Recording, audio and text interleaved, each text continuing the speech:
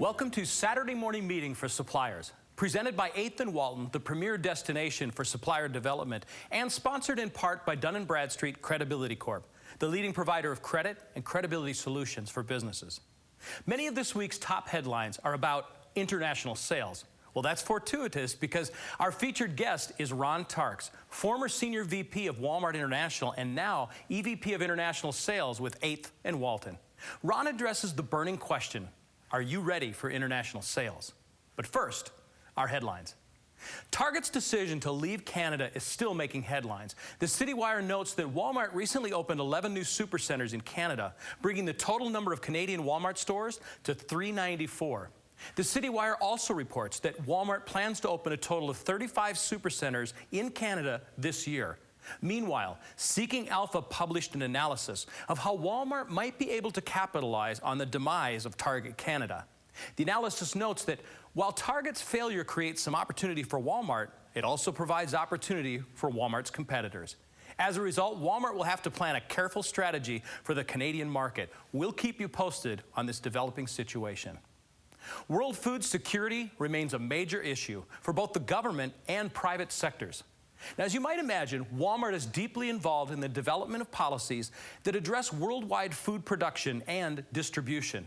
Recently, Walmart's international chief, David Cheesewright, and Torgeir Vidal of Yara, a fertilizer company, blogged at walmart.com about the 45th World Economic Forum annual meeting in Switzerland, as well as new sustainable agriculture initiatives. One such initiative is support for a sweet yellow passion fruit farming in Kenya. Asda stores are partnering with farmers to teach sustainable agricultural practices and then selling the passion fruits in their stores. It's a fascinating story, so be sure to check it out at Walmart's blog to learn more. Some big changes are coming to Walmart Latin America. According to a recent press release, Walmart Chile CEO Giancarlo Nucci has announced his retirement and a departure date of June 2015. His role will be filled by Walmart Argentina CEO Horacio Barbeito. Though the Chilean and Argentinian businesses will remain separate entities, Nucci is a 22-year-old Walmart veteran who has spent the last 2 years in his current role. Walmart plans to invite Nucci to join the boards of Walmart Chile and Walmart Mexico and Central America.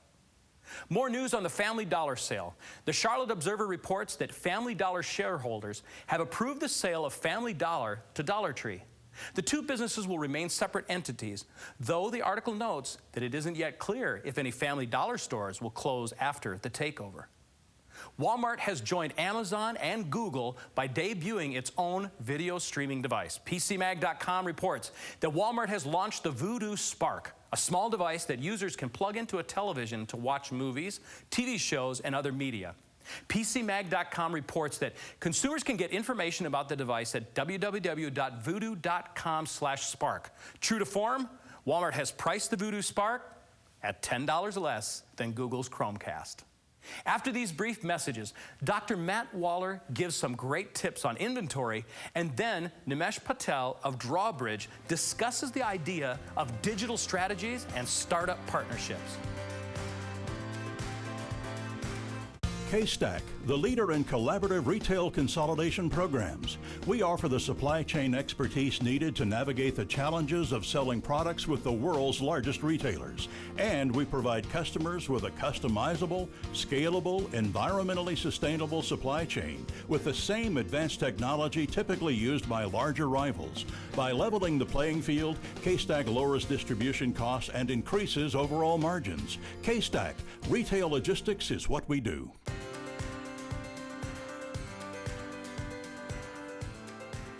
We're here today with Dr. Matt Waller from Orchestro. Welcome, Matt. Thank you. I'm glad to be here. Yeah, it's great to see you. So what do you have for us today? Andy, today I'm going to talk about how to move from a vicious cycle to a virtuous cycle. Oh, that sounds like a great move. So vicious being what? Vicious being with the way companies currently are addressing on-shelf availability and just service issues throughout the supply chain. And the virtuous? The virtuous cycle is composed of 3 elements: pinpoint, prioritize, and prevent. Okay, so what's pinpoint? Pinpoint has to do with looking at the entire supply chain, the stores, the DCs, the ship from points, and looking for things like low days of supply, zero scans, stockouts, et cetera, et cetera. And suppliers are already looking at a lot of these things, right? So what is different with this? Yeah, so currently, with the pinpoint, companies are looking through reports, huge reports. Yeah. You can't identify very many problems that way. You've got to be able to look at them quickly. Okay. And then you have to be able to do the second one, which is prioritize. Prioritize based on your ability to affect it, but also based on the revenue impact and the cost impact. Okay. So once a company has looked at the prioritizing, they've pinpointed the problems, they prioritize the ones that are there. The last one you said is prevent. How does a company prevent? Andy, prevent is about identifying root cause. So you've pinpointed all these problems. You've taken actions on some of them that you've prioritized. Did it work? Did it not work? And the nice thing is there's statistical models that are out there in companies such as Orchestro that have tools that can help you identify those and solve those problems and then prevent them.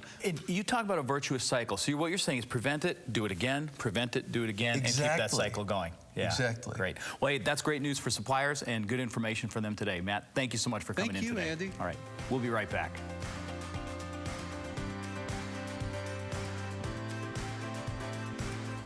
Bentonville Plaza, across the street from the Walmart home office. The best office location offers proximity and services like no other business complex in the area. Call 479-659-1260 today.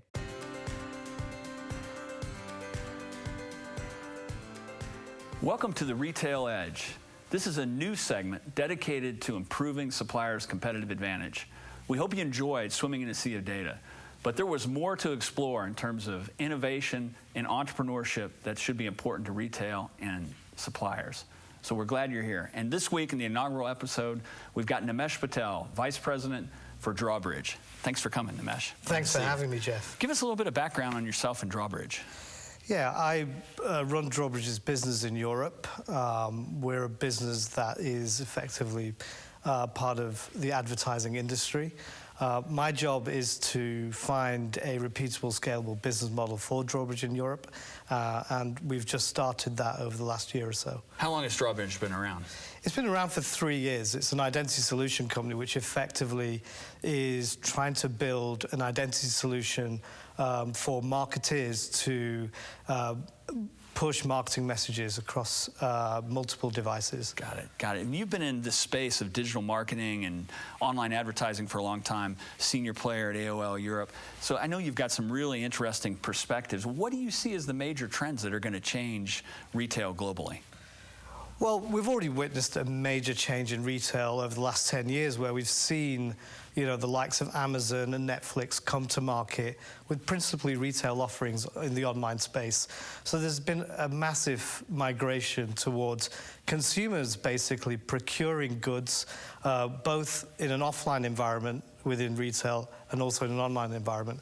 I think the major change over the last 2 to 3 years has been consumption patterns for online. Today you see over 50% of user consumption being on mobile devices, that'd be tablets or smartphones. So what we're seeing is a sea change again in the ways in which people purchase goods. And I think the biggest growth statistic that's coming out of the market today will be more and more purchasing and researching of products on that mobile phone. What do the consumer packaged goods brands, the suppliers need to be ready for in terms of mobile strategies? So for the retailers, they need to make sure that they've got cross-platform offerings, so that they've got a M-site, an app, and also a website to actually promote their goods and services. But for CPG companies like Unilever and Procter & Gamble, they need to be aware of how best to promote their goods and products in a cross-platform world. And so for me, what's really important is that we really extend the attribution path so that truly brands understand the path to purchase of a certain user. Do you see that as yet another opportunity for disintermediation, to where the brands are selling directly to the consumer and traditional retailers, even online retailers, are maybe left out? How do you see that part playing out? I don't really think that is going to be the key. I think people are used to going to key destination sites for their purchasing. I can't see a CPG company having its own set of digital offerings to actually sell directly to the consumer. Rather, I think the data is such an important element in this, in the sense that, as I said, with businesses like Drawbridge, we're trying to understand or establish a persistent identity of a user across their devices. In doing so, it allows major brands to really look at how does a person interact with my products across the myriad of retail opportunities and advertisements that are exposed to them online. And the key thing that's going to happen on top of that is that obviously people are beginning to connect the online medium and the offline medium in the attribution space. What that means is that today you can understand conversion events where people make purchases online. But if you can link it to store visit data, then all of a sudden you've got that full path to purchase of a user, so that you know exactly, where you need to invest your promotional dollars when you're trying to market your brands and so forth. Got it. And what advice would you give a consumer packaged goods supplier in doing business with a startup? You're in a startup that's 3 years old. Why is that not a risky proposition for an established brand? I think for every consumer packaged company, they've got to look at whether the startup has scale. Today Drawbridge has an identity solution that spans 1 billion users globally. So effectively, when you're trying to target your marketing messages, whether that be on mobile, desktop, or for that matter, in the offline space, you need to be using identity players or startups that have that scale that they can send their marketing messages out to users in a way that is meaningful and in a way that makes a material difference to them. Got it. Nimeshh, thanks for coming out. Fantastic insights. Appreciate you coming all the way from the UK to be on Retail Edge. Certainly appreciate you being in town. Your insights are really valuable. We'll be coming right back with the rest of Saturday Morning Meeting. Every day, shoppers are bombarded with traditional brand messages outside the store in hopes that these marketing dollars will drive in-store sales. Closure Media drives retail sales by connecting brands with 95 million Walmart shoppers per year while they are in the store. Through innovative programs at Walmart's photo and money centers, Closure Media converts Walmart shoppers to purchasers of your brand. With reported redemption rates up to 7 times the national FSI average, Closure Media drives sales. For more info, visit us at closuremedia.com. Bentonville Commerce, less than 1 mile from the Walmart home office. You'll love the convenience, amenities, and customized options Bentonville Commerce offers. For more information, call 479-659-1260 today. Become a smarter supplier. Take 8th and Walton's Beginning Retail Link class. Designed for both the beginner and the super wanting a refresher, this course takes a hands-on approach to the most common aspects of Retail Link. In this one-day course, you'll learn how to navigate Retail Link with ease, how to personalize your dashboard, and how to build a basic query. Become a smarter supplier. Contact 8th and Walton today.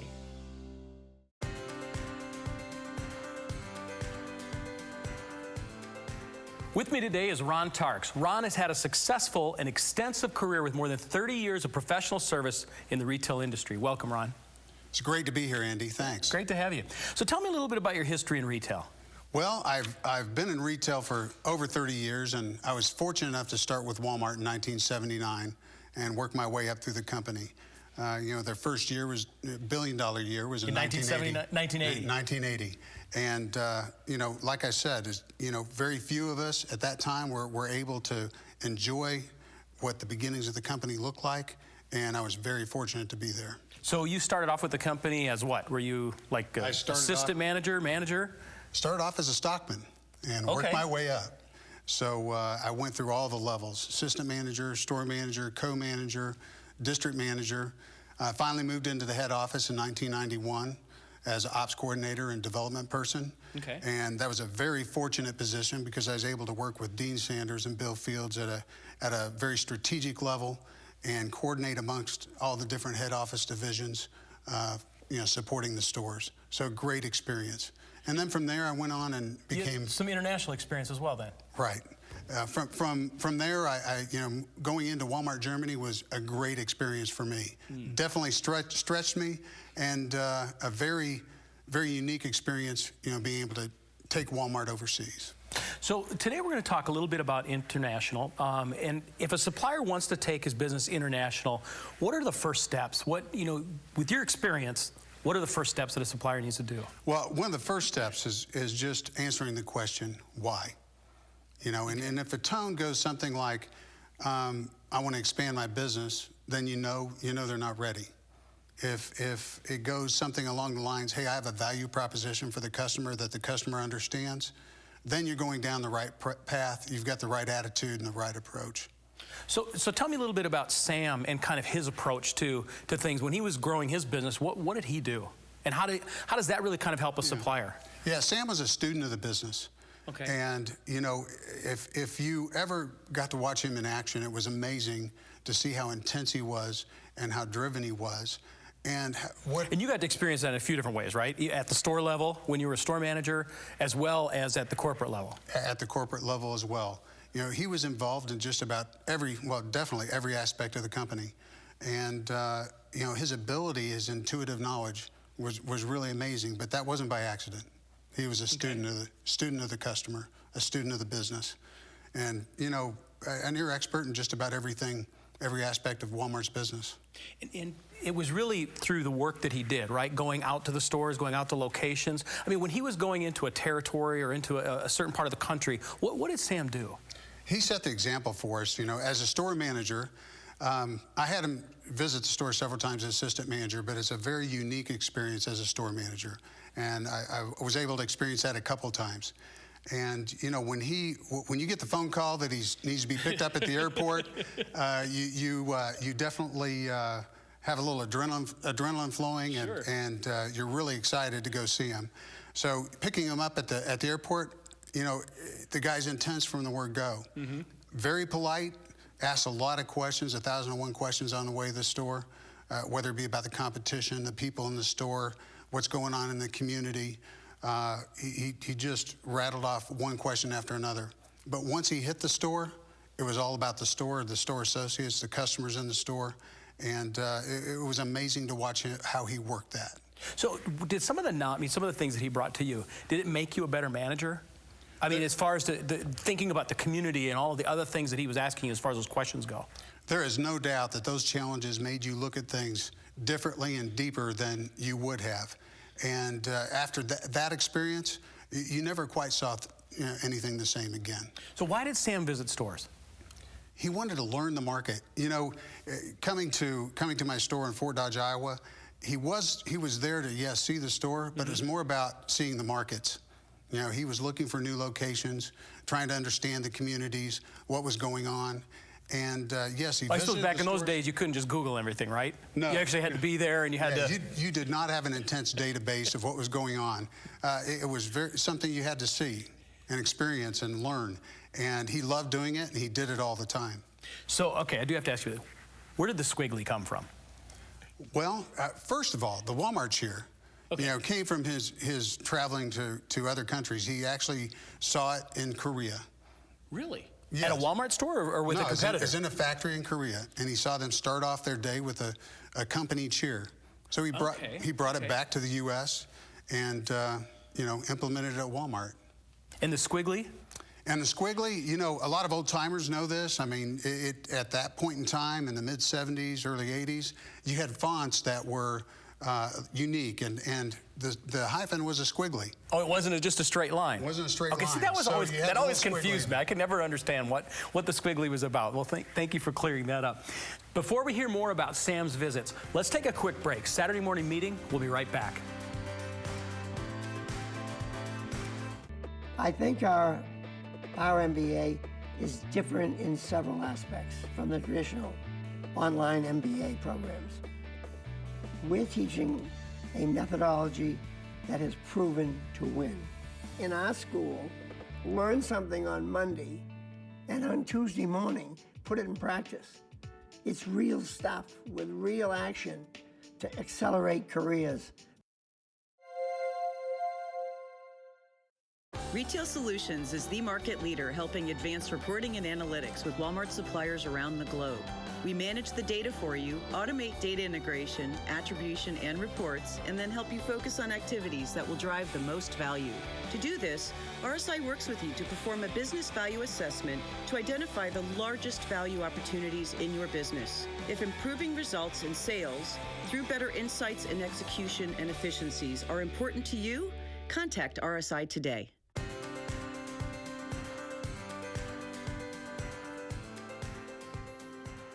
And we're back. So Ron, Sam really set up the whole idea of being prepared. Going out to visiting stores, going out to visiting communities. He used to fly into different communities. How does that translate to the international community? How do they become prepared? Yeah, it really, is a great analogy to understand how you should approach that business. Sam, he wanted to know what was going on in the market. He wanted to understand, what it was going to take to operate in that market. So a supplier needs to understand the supply chain. They need to understand the distribution channels. There's many things unique in a market, and you need to understand those things before you get into them, not after. So you actually have to get into that market a little bit and understand it better. Exactly. Before you jump into it. What about building relationships? What's that next step? Building relationships. What exactly is that? You've got to understand the economic environment, the political environment, what's going on with the customers, all the different nuances, and that is not. It gets more complex if you're moving out of your home country. You got preconceived ideas. It is not something that you can take for granted. Would it also be included? Would it also be building relationships within Walmart as well during that time? So I mean, let's say that you're already like a P&G, a Clorox, they're already international, right? They've already got the items out there. Part of that relationship building is kind of feeding back to Walmart, isn't it? Exactly. You set the standard for yourself in your home country and what your relationships with Walmart and within the community, and Walmart's going to depend on that for you going forward. You've set that expectation. Now you're going to have to execute the same way everywhere else you go. You cannot rest on your laurels and think that you can just open up or jump into a market without a lot of thought and understanding, and really be a student of that market. And part of that's being, I guess the next one is being a good partner? Being a good partner, are you supporting Walmart well? Are you really digging into your business? Do you know all the details to help Walmart understand their customer? Are you an expert in that industry and in that business? And helping them drive to be a better retailer for the customer in the market. What about a clear strategy? What did you learn from Sam as far as a clear strategy goes, and just in your experiences? The strategy as a result of all the preparation and the relationships and et cetera, right. It's an intuitive thing. I mean, for Sam it was intuitive. He learned all of those things. It definitely influenced the decision making and the strategies that followed. And that's something that we all have to do in order to, go into a market prepared and to be able to plan our business and mitigate any risks that are out there. It's going to be challenging no matter what you do, but if you don't have a good plan, you're not prepared, you don't have a clear strategy, you're more than likely going to fail. Well, let's talk about strategy. I mean, let's take a look at what's happening up in Canada right now. You've kind of had a chance to kind of witness that from afar. You weren't involved in it and a part of it, but you've had a chance to witness that. What are some learnings that maybe the supplier community could take from that? Well, if you just look at what happened to Target, there's a lot of things to understand that happened to them. First of all, just, everything we read and we know, Wall Street Journal, the store locations probably were not the best for them. They probably could have had a better understanding of a supply chain. The customer had a little bit different expectation than what they provided in their merchandise assortment. Along with that, though, you were going against one of the best retailers in the world. Walmart Canada is a state-of-the-art retailer. And those people there are some of the best merchants in the world. And, they came from that acquisition that Walmart had with the Wilco stores up there. It is by far the best asset they purchased was in the people. And that market is, you know, Walmart Canada is one of the best return on investments Walmart's ever had. So that's really having a clear strategy, making sure that you find the right people and do all of the things that you can to make sure that it's successful. Yeah, exactly. And it sounds like Walmart's done a very good job up in Canada, and, well, Target. Yeah, and it's going to be, it's, you know, it is, you know, Target made a tough call. Yeah. And probably the right call. It's a gutsy call, a difficult decision. No one really wants to admit when a strategy's failed. Yeah. But at some point in time, you do have to move on. But then with that, you know, that is really the next step and the final step, and that's seize the moment. You want to take advantage of those times. You know, some of these things only happen once in a decade or less. Oh, and exactly. this is one of those times. And you've got suppliers in the market that are prepared. They know the business. They've served Walmart well. And they've got to transfer that business now over to Walmart and to other retailers, and now is a great time for everyone to seize that moment, right? Now is, if the suppliers that are prepared, the suppliers that anticipated what was going on, are organized, they're going to seize the moment and get that market share that's going to be left on the table. And they're going to be able to support Walmart. I guarantee you, they're scrambling right now for plans to get their market share back from what Target's going to put back out there in the market. Thanks so much, Ron. Suppliers wanting to expand internationally need to listen to and remember this advice. Our thanks to all of today's guests. It's Super Bowl Sunday tomorrow, and retailers are stocked with all your necessities. Field Agent is tracking what will be the most popular. Will it be chips, soda, or beer? My guess is chips. Now, to be a part of the fun, just go to fieldagent.com/GameDayBrandWars to find out the winner. I'm Andy Shook, and from all of us at Saturday Morning Meeting, thanks for watching.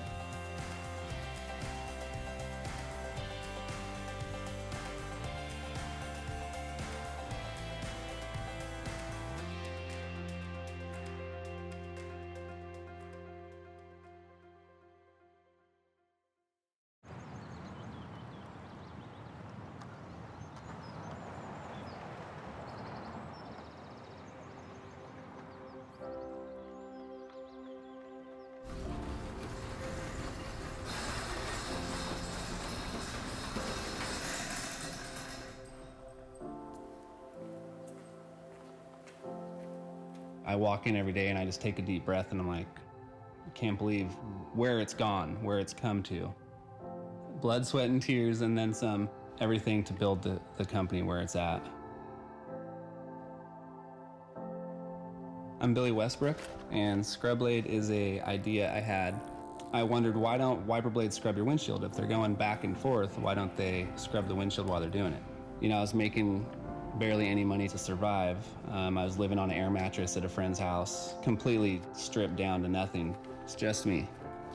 I was like, I'm going to give this 100% and see what happens with it.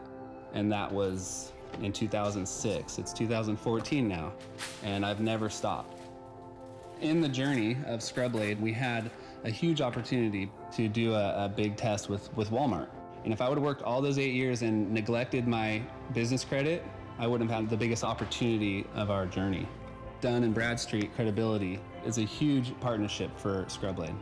They share the knowledge really well, go through your credit rating with you and explain what this means and what that means.